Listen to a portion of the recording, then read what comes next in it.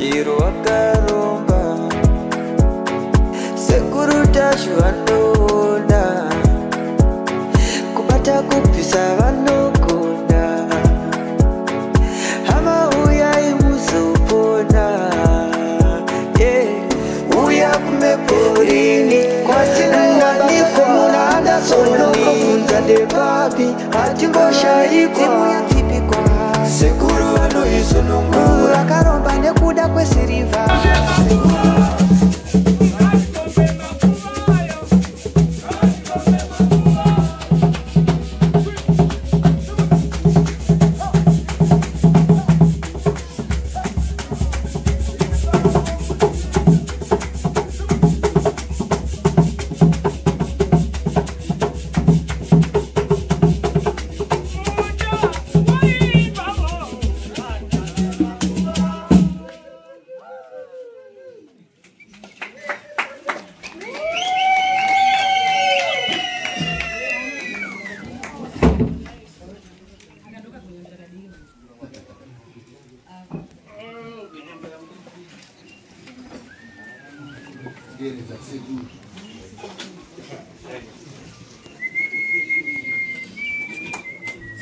mwana wako akajoiniswa satanism.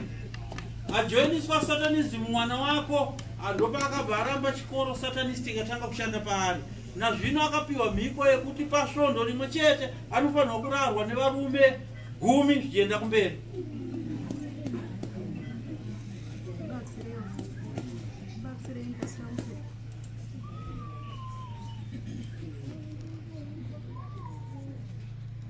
Sankani azaba ndikaenda mumakutu mako uripo pano uchakati kudabva fara kuti mwana wako aoneka kuti kupfupi na kumwe.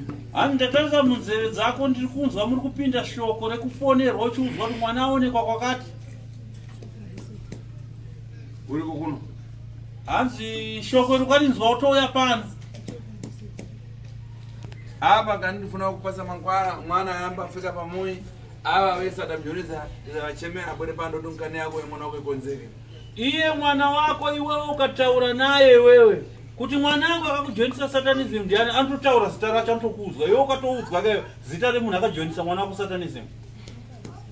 Saka nekudaro ndiri kuda kuti ndikupe mushonga kuseru wekuti uende unotora mwana wako. Kuda kupa mushonga kuti mwana awanike kumba. Kana mwana awanika uya kumba uye naye pano mwana. Tizogesa mwana satanism ndeiswa maari. Uye ndinoda kuti nyakumujoinisa satanism auye pa. Kwese mundareva.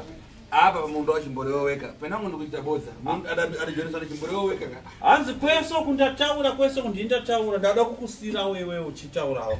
Kureva kuti tiri kuwirira dare rangu idare rimwe chete rakuziva. Mwana akakuudza kuti akajoinisa satanism nani?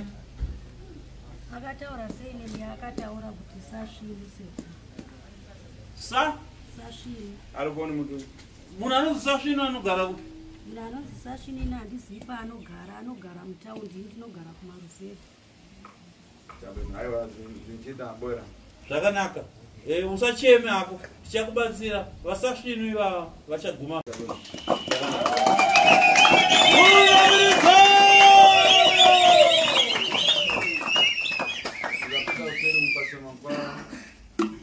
Zvakanaka, muchazoenda kuseri kuna pharmacist munopiwa mushonga wekuti mwana agone kuuya kumba agone kuwanikwa.